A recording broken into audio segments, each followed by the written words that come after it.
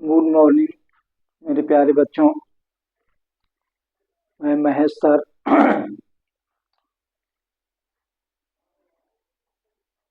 Subject chemistry class 10 का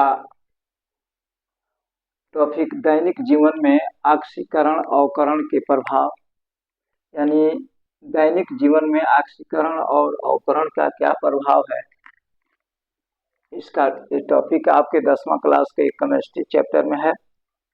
आप इसे ध्यान से देखिए। परीक्षा की दृष्टि से और ज्ञान की दृष्टि से भी यह आवश्यक है। तो दैनिक जीवन में ऑक्सीकरण अवकरण के निम्नलिखित प्रभाव हैं। दैनिक जीवन में ऑक्सीकरण अवकरण के निम्नलिखित प्रभाव हैं। पहला है भोजन का पचना। भोजन का पचना। दूसरा है भोजन का दुर्गंधित होना, श्वसन की क्रिया और दहन की क्रिया। तो मेरे प्यारे बच्चों, ये चार काम जो है ऑक्सीकरण और अवकरण अभिक्रियाओं पर आधारित है। जैसे आप देखिए, भोजन जो हम ग्रहण करते हैं वह हमारे शरीर के अंदर ऑक्सीकृत होता है, अतः ऑक्सीकरण क्रिया के द्वारा भोजन का पाचन होता है। यानी जो हम लोग भोजन ग्रहण करते हैं उसका शरीर में उसका ऑक्सीकृत होता है। उसके बाद ऑक्सीकरण क्रिया के द्वारा, यानी हम लोग श्वसन क्रिया करते हैं, उससे सेल्स क्या होते हैं, ऑक्सीकृत होते हैं सभी, और हमारे भोजन को क्या होते हैं, पाचन क्रिया होता है। दूसरा है भोजन को खुली हवा में छोड़ने पर वह ऑक्सीजन द्वारा ऑक्सीकृत हो जाता है तथा उसका स्वाद अप्रिय हो जाता है। जिस हाँ, जिस भोजन हो जाता है जिस भोजन में वसा इस भोजन में वसा तथा प्रोटीन की मात्रा अधिक होता है, वह जल्द ही दुर्गंधित हो जाता है। क्योंकि वसा और प्रोटीन ज्यादा करके ऑक्सीजन को ग्रहण करते हैं और यह जा करके ज्यादा ऑक्सीकृत होते हैं।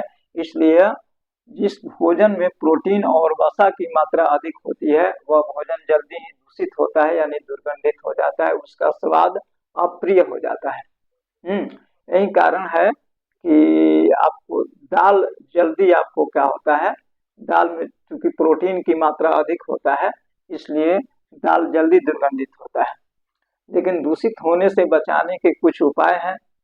भोजन को दूषित होने से बचाने का कुछ उपाय है। जैसे भोजन में एंटीऑक्सीडेंट मिला देने पर, एक केमिकल पदार्थ होता है जो एंटीऑक्सीडेंट जिसका नाम है, उसको मिला देने से भोजन दूषित नहीं होता है जल्दी। लेकिन ऐसा करना भी नहीं चाहिए, यह शरीर के लिए उतना लाभदायक नहीं है।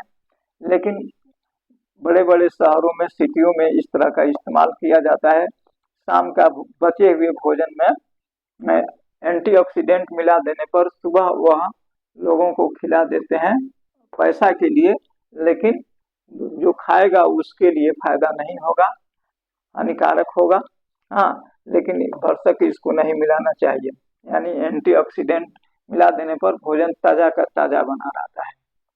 दूसरा है भोजन को रेफ्रिजरेटर में रखने पर, यानी भोजन को आप फ्रिज में रख दीजिएगा तो जल्दी दूषित नहीं होता है। तीसरा है भोजन को ढक कर रखने पर। भोजन को ढक कर भी रखिएगा तो वह ऑक्सीजन उसको ज्यादा जल्दी नहीं मिलेगा और ऑक्सीकृत नहीं होगा, जिस कारण वह भोजन जल्दी दूषित नहीं होगा। इस प्रकार ऑक्सीकरण और अवकरण का हमारे दैनिक जीवन पर प्रभाव पड़ता है। दूसरा बात है श्वसन की क्रिया। तो श्वसन की क्रिया जो हम लोग करते हैं वह ऑक्सीकरण क्रिया है एक तरह से, यानी भोजन कर रहे हैं। इस श्वसन क्रिया जो है, श्वसन क्रिया के द्वारा हम लोग को शरीर के जो सेल्स हैं उसको ऑक्सीजन ग्रहण करके ऑक्सीकृत होते हैं, और जिस कारण CO2 बनता है हमारे शरीर से, श्वसन क्रिया के द्वारा निकलता है और हमारा शरीर का टेम्परेचर कायम रहता है। हाँ, इसलिए यह श्वसन क्रिया में ऑक्सीकरण अवकरण की काम आता है। दहन की क्रिया, यानी दहन मतलब जितना पदार्थ जलता है उसमें ऑक्सीकरण और अवकरण क्रियाएं होती है। चाहे आपके घर गैस हो या कोई लकड़ी हो, पुगाल हो, सब में आप जब तक ऑक्सीजन नहीं होगा तब तक वह जलेगा नहीं। यानी दहन की क्रिया भी ऑक्सीकरण अवकरण पर आधारित है। यानी ऑक्सीकरण जब तक नहीं होगा तब तक कोई पदार्थ जलेगा नहीं। आप कोयला को आप देखिएगा, जब तक हवा नहीं मिलेगा, ऑक्सीजन नहीं मिलेगा तब तक नहीं जलेगा। आपके घरों में गैस जो जलता है, जब तक ऑक्सीजन नहीं मिलेगा वो नहीं जलेगा। लालटेन को भी जलाइएगा तो जब तक हवा उसको ऑक्सीजन नहीं मिलेगा, आप लालटेन में ऊपर चिमनी देखे होंगे या लैंप में ऊपर खुला हुआ देखे होंगे, तो उसको ऑक्सीजन जब तक नहीं मिलेगा तब तक दहन की क्रिया नहीं होता है। तो इस प्रकार हमारे दैनिक जीवन में ऑक्सीकरण और अवकरण का एक बहुत बड़ा रोल है, बहुत बड़ी भूमिका है, जिससे एक बारी पूरा दुनिया जीवित है या चल रहा है, आप देख रहे हैं। तो ऑक्सीकरण अवकरण एक नियतांक आवश्यक है हमारे दैनिक जीवन में होना, और होता भी है। हाँ, तो मेरे प्यारे बच्चों, इसे स्क्रीनशॉट ले लीजिए। हाँ, इसमें आपको परीक्षा की दृष्टि से कई बार आता है कि भोजन को दुर्गंधित होने से कैसे बचाया जा सकता है। ये आता है, ये तो कम आता है, लेकिन यह कई बार आया हुआ है।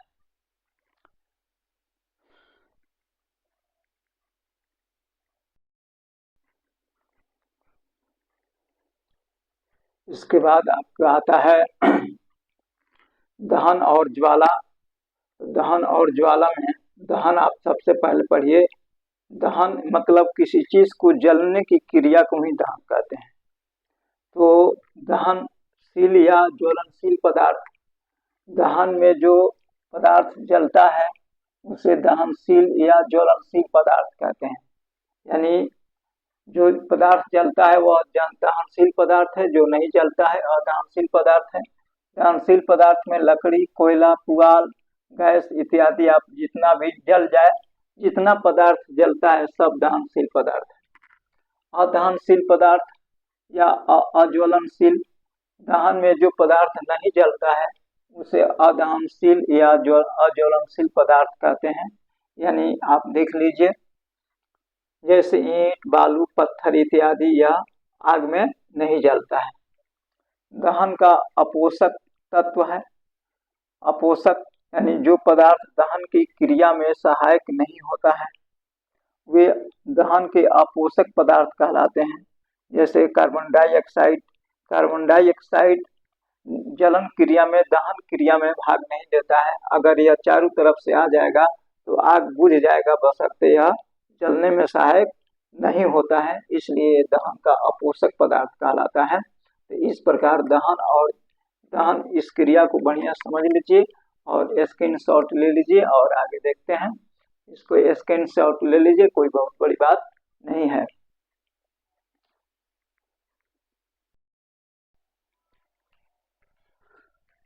दहन के लिए आवश्यक शर्त है, यानी कोई पदार्थ किन किन स्थितियों में दहन क्रिया होती है, यानी वो जलता है किन किन स्थितियों में, तो आप देख लीजिए। दहन के लिए आवश्यक शर्त निम्नवत है। पहला, दहनशील पदार्थ की उपस्थिति। कहने का मतलब कि वहाँ दहनशील पदार्थ होना चाहिए, अगर नहीं है तो किसको जलाइएगा। दूसरा है दहन की पोषक तत्व, पोषक पदार्थ की उपस्थिति। यानी दहन, हम जानते हैं कि पोषक पदार्थ यानी पोषक तत्व कौन है, तो ऑक्सीजन है। वहां पर ऑक्सीजन की उपस्थिति होनी चाहिए, तब हो जा करके पदार्थ जलता है। तीसरा है ज्वलन ताप की प्राप्ति। यानी ज्वलन ताप की प्राप्ति, जब तक कोई पदार्थ तब तक नहीं जलता है जब तक आप ज्वलन ताप उसको प्राप्त ना हो। जैसे ज्वलन ताप आप जानते हैं, जैसे एक माचिस का तीली जलाइए और एक मोटा सीली जलाइए, दोनों समान ताप पर नहीं जलेगा। सीली तब तक नहीं जलेगा जब तक उसका ज्वलन ताप प्राप्त नहीं होगा। इसलिए आप, माचिस का तीली छोटा है, उसका ज्वलन ताप जल्दी प्राप्त हो जाता है और वो जल जाता है, लेकिन वही उसी तीली का जो लकड़ी है अगर मोटा है तो जब तक उसका ज्वलन ताप प्राप्त नहीं होगा तब तक वो नहीं जलेगा। इस प्रकार यह दहन के लिए 3 शर्त निम्नवत है। पहला है दहनशील पदार्थ की उपस्थिति, दहन के पोषक पदार्थ की उपस्थिति, ज्वलन ताप की प्राप्ति। तो मेरे प्यारे बच्चों, मैं यहीं इस वीडियो को समाप्त करता हूं। आप इसे एक बार 2 बार देखिए, कोई लंबी चीज नहीं है, समझ में जरूर आ जाएगा। आप इस चैनल पर आए हो पहले बार तो इसको सब्सक्राइब भी करिए, लाइक भी करिए, अपने मित्रों में इसको शेयर करिए और आराम से और समझ करके पढ़िए। जय हिंद, जय भारत।